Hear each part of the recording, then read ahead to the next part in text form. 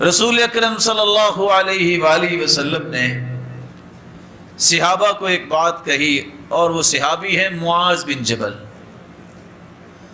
معاذ بن جبل کہتے ہیں کہ اللہ کے رسول صلی اللہ علیہ وسلم نے مجھے ایک نصیحت کی۔ یہ روایت صحیح ترغیب کی ہے 570، اور وہ وصیت سننے والی ہے۔ لوگ کہتے ہیں نا کہ فلاں کی وصیت ہے، میں تو اس پہ عمل کرتا ہوں۔ وہ محمد مصطفیٰ سے بڑھ کے بھی کسی کی وصیت ہے؟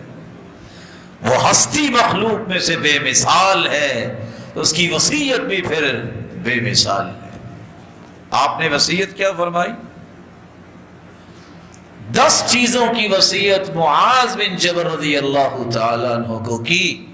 پہلی چیز، لا تشرک باللہ شیئا وان قتلت او حرقت۔ معاذ تیرے ٹکڑے کر دیے جائیں، تجھے آگ میں جلا کے راکھ بنا دیا جائے، زندگی کے آخری رمق تک شرک نہ کرنا۔ 2 لفظ ہیں، ٹکڑے کر دیے جائیں اور آگ میں جلا کے راکھ بنا دیا جائے، شرک نہ کرنا۔ دوسری وصیت،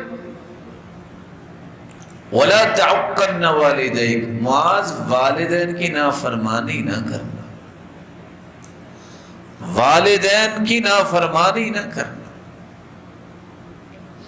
وَإِنْ أَمَرَاكَ أَن تَخْرُجَ مِنْ أَهْلِكَ وَمَالِكَ۔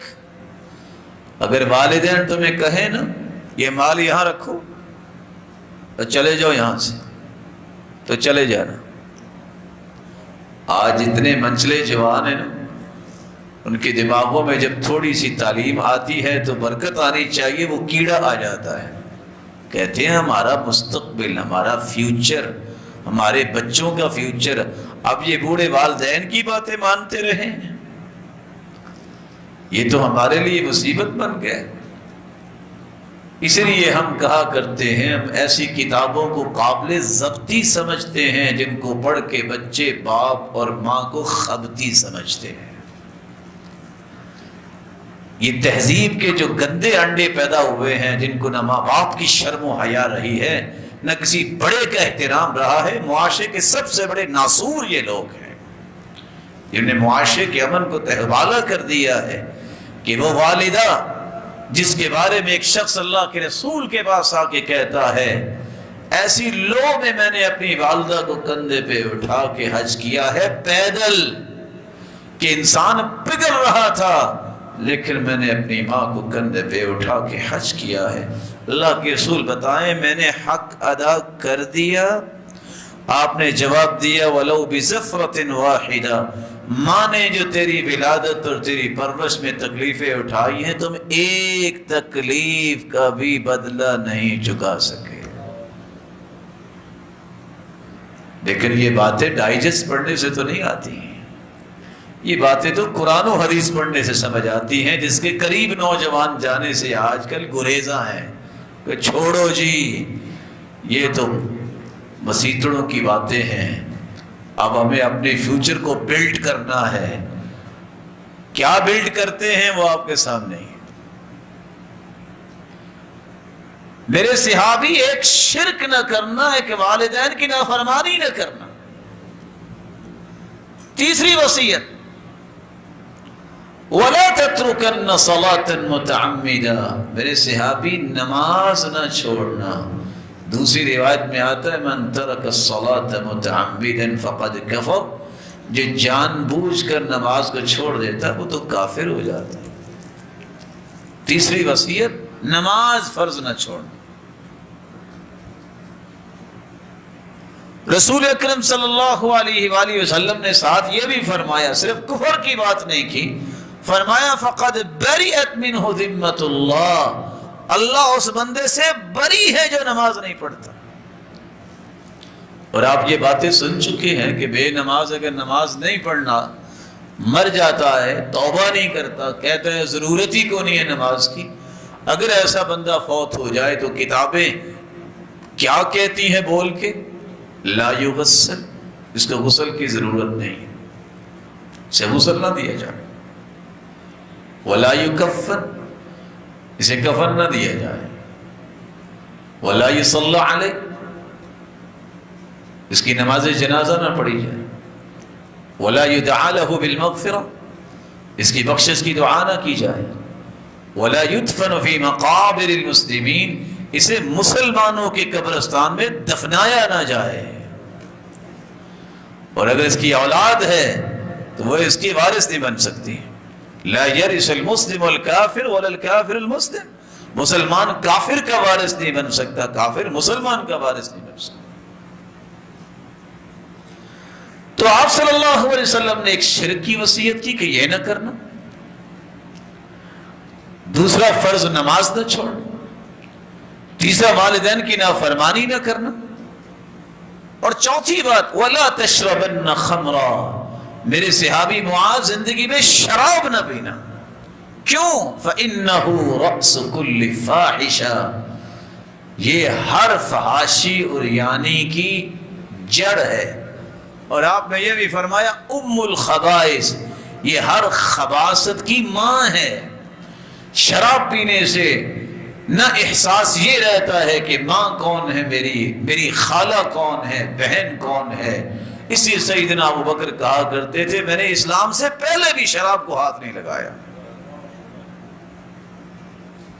وَلَا تَشْرَبَنَّ خَمْرًا، شراب نہ پینا، اور حدیث کہتی ہے یہ شراب پیتا اس کو 40 کوڑے لگاؤ، جو ایک گلاس شراب پیتا ہے 40 دن اس کی عبادت قبول نہیں ہوتی۔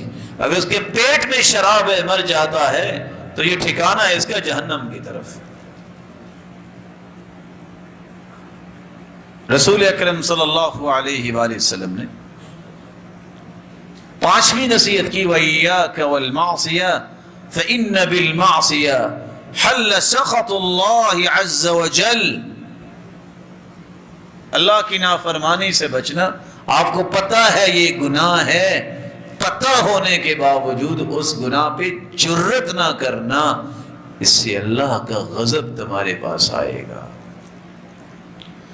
سیدنا معاذ کو چھٹی جو وصیت فرمائی وَإِيَّاكَ وَالْفِرَارَ مِنَ الزَّحْفِ، معاذ اگر کافر و مسلمانوں کی جنگ ہو، جہاد ہو، بزدل نہ بننا، پیٹھ دکھا کے نہ بھاگنا، ثابت قدمی دکھانا۔ مومن بزدل نہیں ہوتا، بہادر ہوتا ہے۔ 7ویں وصیت اللہ کے رسول نے فرمائی وَإِنْ هَلَكَ النَّاسُ، لوگ سارے مارے بھی جائیں نا تو تم ڈٹے رہنا۔ آپ صلی اللہ علیہ وآلہ وسلم نے یہ بھی فرمایا وَأَنفِقْ عَلَىٰ عِيَالِكَ مِنْ طَوْلِكَ، معاذ میری نصیحت یہ ہے کہ بخیل نہ بننا، جو تیرے پاس مال ہے اپنی بیوی بچوں پہ خرچ کرنا، جوڑنا کس کے لیے؟ گھر کو برباد کر لو اپنی بخیلی اور کنجوسی کی وجہ سے۔ اس سے بڑا بھی کوئی ناکام انسان ہے کہ وہ چند ٹکوں کے پیچھے جو ہے وہ اپنا گھر اجاڑ لے۔ سچ کہا تھا سلیمان علیہ السلام نے المؤمن والمؤمنہ، مومن اور مومنہ کی شان یہ ہے تبنی بیتہا ویبنی بیتہو، مومن ہمیشہ اپنے گھر کو بنانے اور مضبوط کرنے کے چکر میں رہتا ہے، والمنافق یہدم بیتہ وتہدم بیتہا، منافق مرد اور عورت اپنے گھر کو توڑنے کے چکر میں رہتا ہے، اس کو ٹوٹنے کی پرواہ کو نہیں، ٹوٹ جائے تو ٹوٹ جائے۔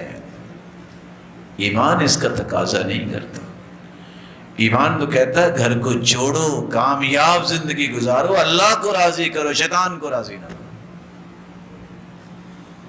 آپ صلی اللہ علیہ وسلم نے یہ بھی فرمایا آخری بات وَلَا تَرْفَعْ عَنْهُمْ عَصَاكَ أَدَبًا وَأَخِفْهُمْ فِي اللَّهِ، گھر والوں کی تربیت تیرے ذمے ہے، کوڑا کبھی رکھنا نہیں ہے۔ دوسری روایت میں آتا ہے عَلِّقْ صَوْتَكْ حَيْثُ يَرَى وَأَهْلُ،